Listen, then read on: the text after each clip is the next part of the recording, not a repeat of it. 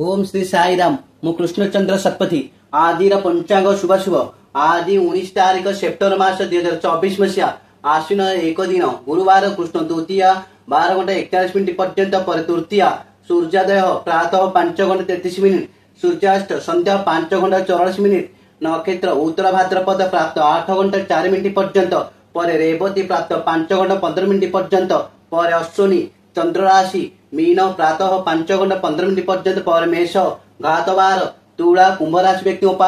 घात चंद्र धनुराशि व्यक्ति प्राप्त 5:15 पर्यंत पर मेष राशि व्यक्ति